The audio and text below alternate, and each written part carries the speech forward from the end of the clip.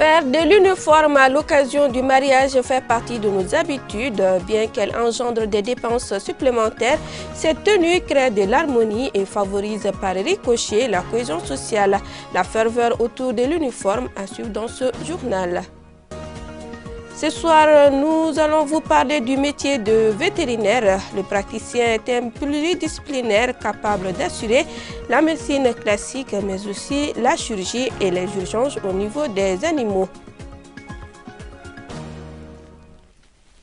Merci d'avoir choisi ORTM2 pour vous informer. Mesdames et messieurs, bonsoir et bienvenue. Cérémonie de mariage, nous vous en parlions hier.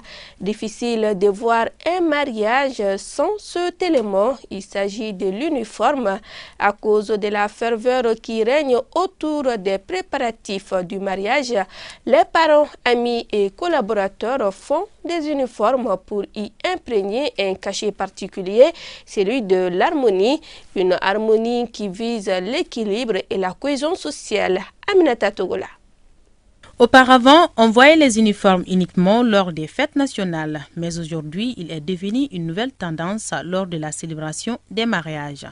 Pour beaucoup de personnes, cette tendance est une manière d'instaurer la cohésion et la consolidation des relations humaines. Nous avons fait l'uniforme pour montrer notre amour l'un envers l'autre. Même après le mariage, vous pouvez les porter.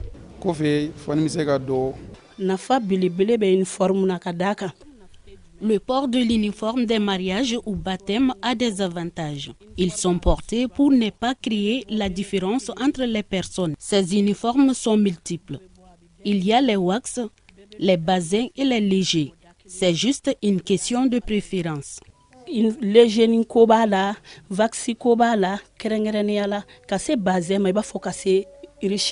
Cette nouvelle tendance est une aubaine pour les mariés et c'est pour diverses raisons. Auparavant, les gens pouvaient louer les robes des mariés à 75 000 francs CFA ou 150 000 francs CFA. Il faut reconnaître que le mariage n'est pas fait pour des dépenses. C'est pourquoi le maire de notre commune a décidé que les mariés soient en uniforme pour les mariages civils. Certes, ces uniformes permettent de renforcer les liens. Ils sont aussi facteurs de conflits et de fractures sociales. Au lieu de 4 000 ou 5 000 francs CFA pour faire les uniformes, il y a beaucoup qui souhaitent dépenser plus de 50 000 ou 150 000 dans les uniformes. Moi-même, je suis teinturière. Si tu n'as pas cette somme, ça devient un problème. Jour de rassemblement, de partage et de joie, le jour du mariage ne doit nullement être entaché de frustration. C'est pourquoi il faut essayer de trouver le juste milieu dans cette histoire d'uniforme qui, comme l'indique le mot, vise à uniformiser les tenues, mais surtout les cœurs. Il est l'un des lieux massivement fréquentés par des hommes et quelques rares demoiselles. Le Grain, puisque c'est de cela qu'il s'agit, est un point de rencontre où les uns et les autres se retrouvent généralement autour du thé pour parler de tout et de rien. Les hommes se sentent si bien au grain au point que certains rentrent tard la nuit, un état de fait qui est source de conflits dans certains couples. Fatmata Diallo. Lieu d'échange et de partage, le Grain est un regroupement de personnes de même génération ou plus, généralement regroupées au bout des ruelles ou même devant les portes des membres. Les activités principales consistent à prendre du thé ou à jouer, toutes choses qui amènent certains membres à rentrer tard chez eux. Même ceux déjà mariés, un comportement dénoncé mal perçu dans la société. Tout simplement, dans notre société, nous, en tant qu'Africains, en tant que Maliens, les femmes se retrouvent tout le temps dans le grain pour pouvoir se donner des idées, faire bouger les choses et se contribuer à la famille et faire passer tout. C'est tout simplement dû à ça, parce que c'est rester à la maison, ça ne dit absolument rien, mais c'est pour partager la vie humaine dehors, vraiment, c'est très important. Il y a d'autres qui ont des problèmes dans la famille, ils aimeraient sortir pour prendre l'air dans le grain et discuter sérieusement et oublier certaines choses. C'est tout simplement dû à ça. Outre un endroit de divertissement ou même de partage, les grains offrent également un coin de retraite pour certains hommes mariés qui fuient l'atmosphère de la maison, chose qui vire très souvent au divorce. Je vais au grain pour éviter les caprices de ma femme. Si je reste à la maison, elle aura toujours quelque chose à me dire. Par contre, si tu es au grain avec tes amis, ça repose l'esprit. Je passe toute la journée au travail et la nuit au moment de se reposer, ta femme aussi est fâchée. Maintenant, rien n'est facile. Chacun se cherche.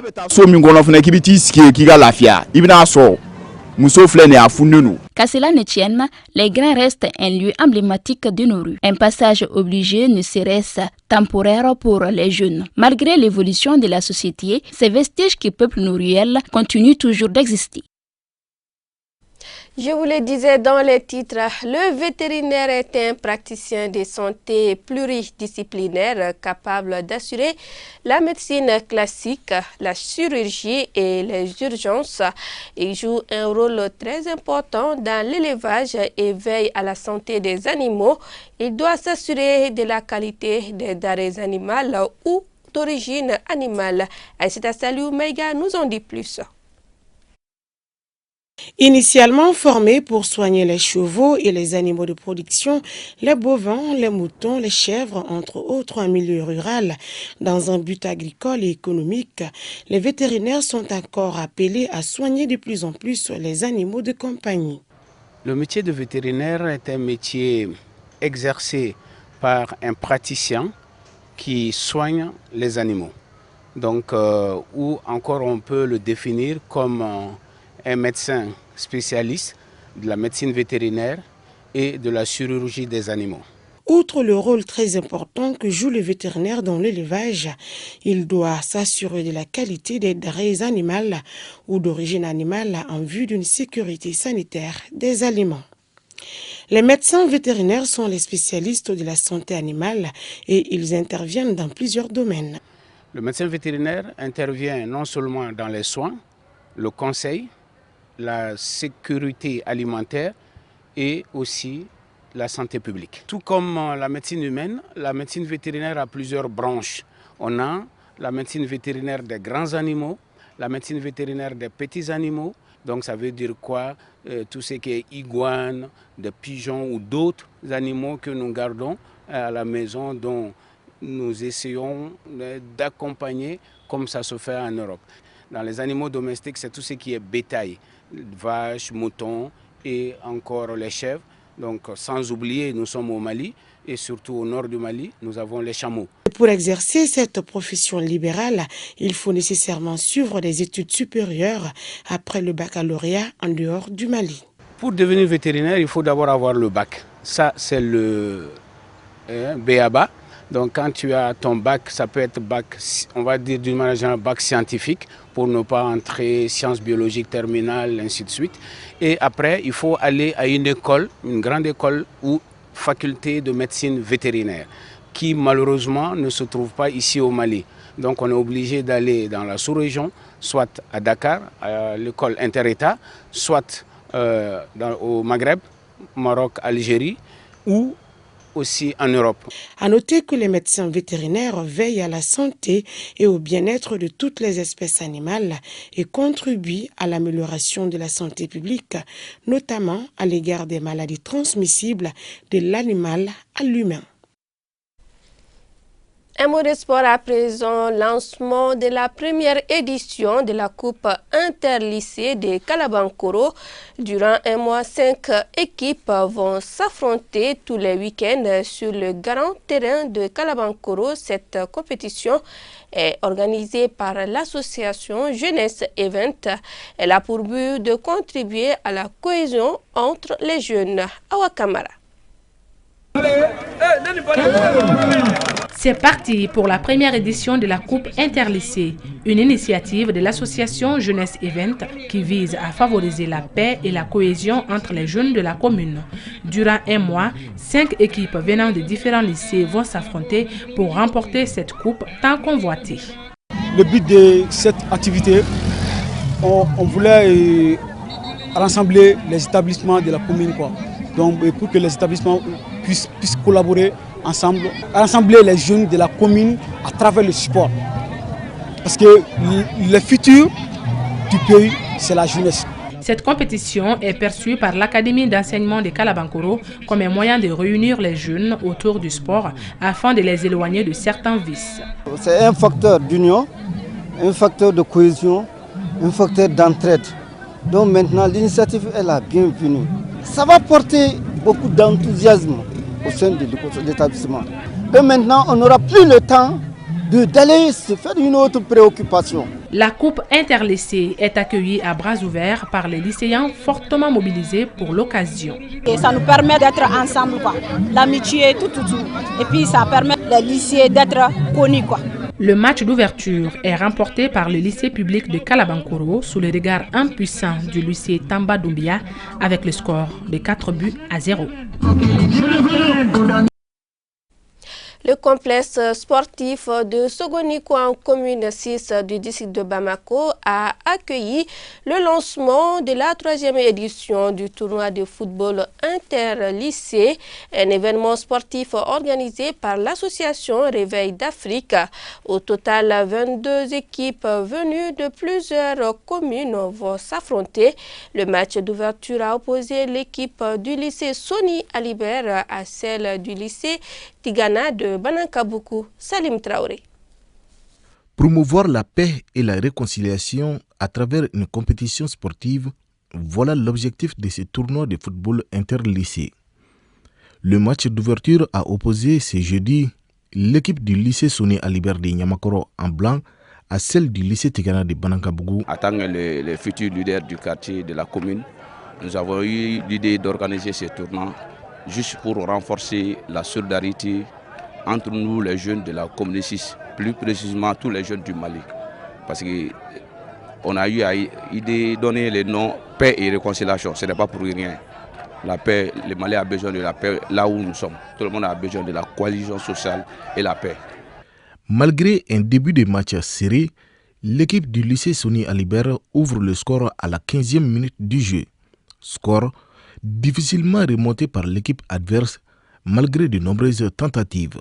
L'équipe du lycée Soni Alibert sort donc vainqueur de ce match d'ouverture avec un score de 1-0.